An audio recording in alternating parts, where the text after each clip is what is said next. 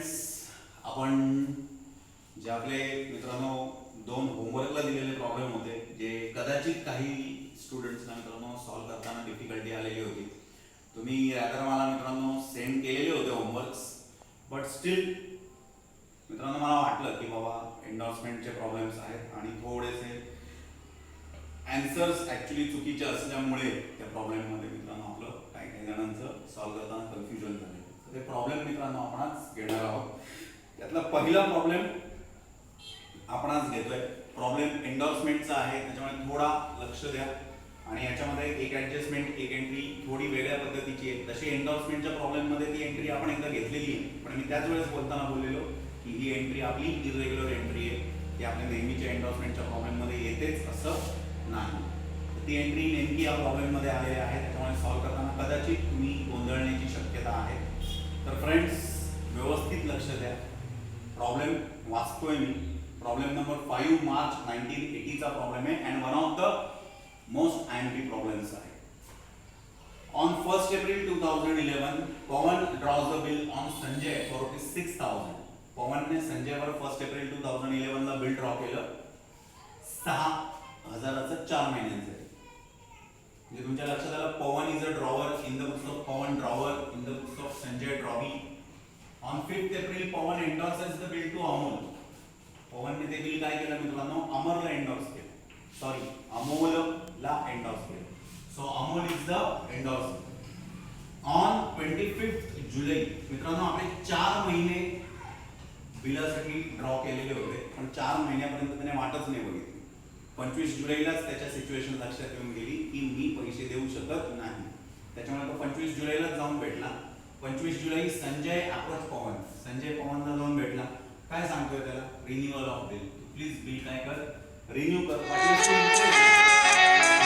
12% per annum for 4 months. मित्रांनो त्यांनी काय केलेलं आहे, बिल रिन्यू केलेलं आहे 12% पर एनम फॉर 4 मंथ्सच्या हिशोबाने.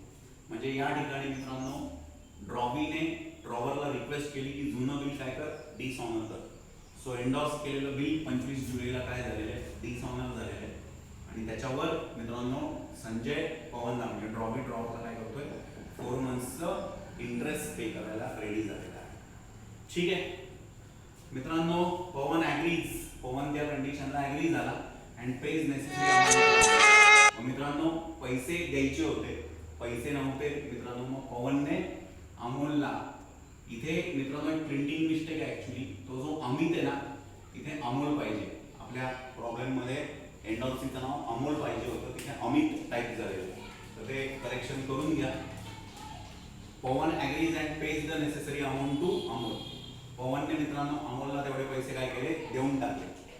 The new bill is duly accepted by Sanjay. संजयने न्यू बिल काय केलं, ऍक्सेप्ट केलं. म्हणजे थोडक्यात त्याने फ्रेश बिल ड्रॉ केला आणि त्याने ऍक्सेप्ट केलं. अतिशय सिंपल प्रॉब्लेम बघायला गेला तर. आणि याच्यामध्ये एंट्रीज पण फुल फ्लेज प्रॉब्लेमच्या नाही आहेत. शेवटच्या काय ऑनर, डिसऑनर, इन्सॉल्वंट, शेवटच्या बिलाचं काहीच दिलेलं नाही त्यांनी. म्हणजे तुमच्या काय म्हणतात ज्या एंट्रीज आहेत त्या मित्रांनो न्यू बिल ड्रॉ करून संपून जाणार आहे. ठीक आहे, न्यू बिल ऑनर, डिसऑनरचं काहीही करायचं नाही आपल्याला. सो आपण एकदा नंबरिंग बघू. 1st April 2011 Pawan draws the bill, entry number 1. Pavan endorses the bill to Amol, entry number 2. 25 जुलै Sanjay approach Pawan for renewal of bill, entry number 3. Interest entry number 4. Pays necessary amount to Amol, entry number 5. New bill is accepted, entry number 6. मित्रांनो अशा 6 entry पुरताच restricted problem आहे. So problem is very easy. लक्ष द्या friends, answer पायावर लिहिलेलं आहे. Pawan draws the bill in the books of Pawan, drawer in the books of Sanjay drawee. पवनने बिल ड्रॉ केलं 1st April 2011 ला. पवन कसली एंट्री करेल, बिल ड्रॉची एंट्री करेल. एंट्री बिल आलं, bills receivable account debit to Sanjay. संजयने दिलं क्रेडिट द गिव्हर. नरेशन आपलं नेहमीचं, बिंग संजयज ऍक्सेप्टन्स रिसिव्ड.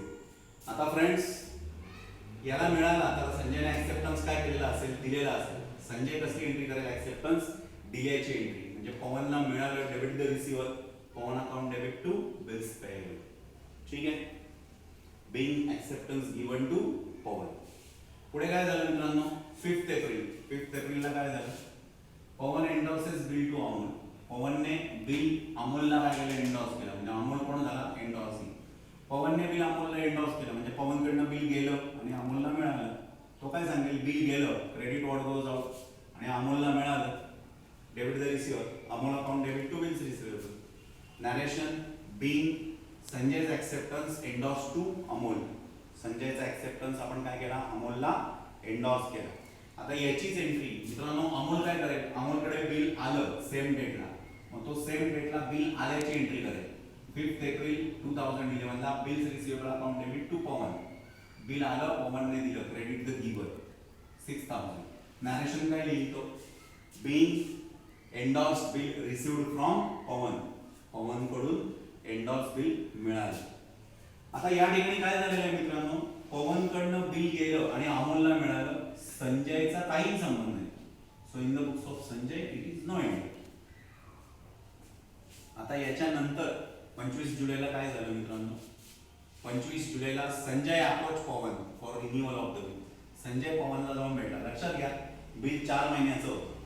जर 4 महिने काउंट करायची वेळ आली असती तर 4 महिने तुम्ही 5 एप्रिल पासून काउंट केले नसते ना, तुम्ही 4 महिने 1 एप्रिल पासूनच काउंट केले असते. लक्षात घ्या, ज्यावेळेस तुम्हाला पिरियड ऑफ बिल काउंट करायचा असतो तेव्हा बिल ज्या दिवशी ड्रॉ केलं ना त्या दिवसापासून मित्रांनो बिल काउंट करायचं. एंडॉर्स कधीही करू शकतो पण आपल्याला 4 महिने डेट ऑफ बिल पासून काउंट करायचे. ठीक आहे. आता अर्थात या प्रॉब्लेम मध्ये ऑलरेडी डेट दिलेली आहे त्याच्यामुळे आपल्याला काही नवीन डेट द्यायची गरज नाही. सो 25 जुलैला मित्रांनो काय झालेलं आहे, एंडॉर्स केलेलं बिल डिसऑनर झालेलं आहे. आता या ठिकाणी मित्रांनो हे पैसे कोणाला द्यायचे होते, अमोलला. तो अमोल कोणाकडनं वसूल करेल आता हे पैसे, पवनकडनं. कारण पवन इज रिस्पॉन्सिबल टू पे अमोल. आणि पवन कोणाकडनं वसूल करेल, संजयकडनं. म्हणजे पवनची परत इथे सिच्युएशन काय, ही इज अ मेडिएटर. तो काय सांगेल, संजयकडून घ्यायचे आणि अमोलला द्यायचे. So Sanjay account debit to Amol 6000. तो सांगताना काय सांगेल, being Sanjay's acceptance endorse to Amol. संजयचा ऍक्सेप्टन्स अमोलला एंडॉर्स केलेला होता, तो काय झाला, dishonoured on due date. Full narration, Sanjay's acceptance endorse to Amol, dishonoured on due date, किंवा शॉर्टकट मध्ये being endorse bill dishonoured on due date. आता या ठिकाणी मित्रांनो आपला संजय काय एंट्री करेल, ऍक्सेप्टन्स दिल्याची entry reverse, bills payable account debit to Pawan 6000. Narration being acceptance given to Pawan dishonored on due date. आणि सेम सिच्युएशनला अमोल काय करेल मित्रांनो, तो पण मित्रांनो बिल्स रिसिवेबल मिळण्याची एंट्री रिव्हर्स करेल. Pawan account debit to bills receivable 6000. Narration being endorse bill received from Pawan dishonoured on due date. पवनकडनं मिळालेलं एंडॉर्स बिल काय झालं, डिसऑनर्ड. आता या ठिकाणी मित्रांनो आपली पुढची एंट्री कसली, इंटरेस्टची, at 12% per annum for 4 months आहे ना. मग इंटरेस्टची एंट्री मित्रांनो आता तुम्हाला सगळ्यांना ऐकून पाठ झालेली असेल. इंटरेस्ट आपले संजयकडनं घ्यायचे आणि इंटरेस्ट आपले income. Sanjay account debit to interest. Interest किती अमाऊंटवर कॅल्क्युलेट कराल तुम्ही, सी. इथे 1 रुपया सुद्धा कॅशमध्ये भेटलेला नाही. याचा अर्थ तुम्ही आता जे इंटरेस्ट कॅल्क्युलेट कराल ते फुल अमाऊंटवर कॅल्क्युलेट करावं लागेल तुम्हाला. 6000 चे 12% 4 months साठी ते किती आले मित्रांनो, 240 रुपीज. ठीक आहे, 240 रुपये. Narration being interest receivable from Sanjay, कशाबद्दल, ऑन बिल डिसऑनर्ड. आता याचीच एंट्री मित्रांनो हा काय करेल, सेम डेटला इंटरेस्ट आपला काय झाला, expense. Interest account debit to Pawan 240 रुपये. Narration being interest Pawan, being interest payable to Pawan on bill dishonoured. ठीक आहे, इथपर्यंत कोणाला काही डाऊट नसावा. आता इंटरेस्ट या दोघांमधलं ट्रान्झॅक्शन आहे, याच्यामध्ये एंडॉर्सीचा काही संबंध नसतो. सो एंडॉर्सीच्या बुकमध्ये नो एंट्री. आता याच्यानंतर मित्रांनो जे कन्फ्युजन करणारं सेंटेन्स आहे, ट्रान्झॅक्शन आहे आणि एंट्री आहे ती आलेली आहे. काय मित्रांनो, Pawan agrees and pays necessary amount to Amol. पवनने मित्रांनो काय केलं, जे पैसे मित्रांनो अमोलला द्यायचे होते ते काय केले, देऊन टाकले. आपण आतापर्यंत एंडॉर्समेंटचे जेवढे प्रॉब्लेम सॉल्व्ह केले ना त्याच्यात फक्त एकाच प्रॉब्लेम मध्ये मित्रांनो ही एंट्री आलेली. तुम्ही मागचे जे मी 4-5 व्हिडिओ टाकलेले एंडॉर्समेंटचे ते एकदा चेक करा, तुमच्या लक्षात येईल. पवनने काय केलं, अमोलला पैसे जे द्यायचे होते ते देऊन टाकले, म्हणजे किती, हे 6,000 रुपये. सो एंट्री काही येईल, अमोलला पैसे मिळाले आणि कॅश गेली. Amol account debit the receiver to cash 6,000. याचं नॅरेशन पण सिम्पल आहे, काय, being Amol paid to Amol. याच्याकडनं कॅश गेली, अमोलला मिळाली, तर अमोल काय सांगेल, कॅश आली, cash account debit to Pavan, debit what comes in, आणि पवनने दिली किती, 6,000. नॅरेशन तेच, being amount received from Pavan. आता इथे पवनने दिले, अमोलला मिळाले, आपल्या ड्रॉवीचा काही संबंध आहे का, नाही. So in the drawee it is no entry. आणि शेवटी मित्रांनो बिल रिन्यू केल्याची एंट्री आहे, new bill is duly accepted. New bill मध्ये कॅश नाही आहे, सो फक्त बिल येईल, bills receivable to Sanjay 6,240. Bill आलं, संजयने दिलं. नॅरेशन बिंग, आता हा ऍक्सेप्टन्स नाही, हा फ्रेश ऍक्सेप्टन्स आहे. Being fresh acceptance received from Sanjay with interest.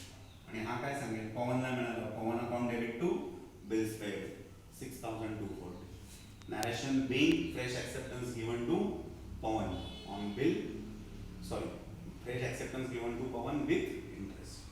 आता जर का मित्रांनो याची तुम्ही टोटल केली ना, ती पहिल्याची येते 30,480 आणि दुसऱ्याची येते 18,480. ड्रॉवरची एवढी, ड्रॉवीची एवढी, ठीक आहे, आणि त्याची 18,000. तर त्या मित्रांनो जर्नलचे म्हणजे आन्सर्स जे दिलेले आहेत ना जर्नलचे, ते टोटल चुकीचे आहेत. तर खूप जणांमध्ये त्या टोटलमुळे ॲक्च्युली कन्फ्युजन झालं की आपलं उत्तर चुकीचं आहे का बरोबर आहे. दिस इज द राईट आन्सर. या सगळ्या एंट्रीज मित्रांनो जर का तुमच्या करेक्ट असतील तर you are at all correct, 100% sure मित्रांनो. ठीक आहे, असाच एक कन्फ्यूज करणारा प्रॉब्लेम नंबर 13 आपण पुढच्या लेक्चरमध्ये बघणार आहोत. लवकरच भेटूयात. आता मित्रांनो हा डायलॉग देऊन खूप बोर झालं, खरंच भेटू लवकरच. तोपर्यंत काळजी घ्या, घरात राहा, सुरक्षित राहा.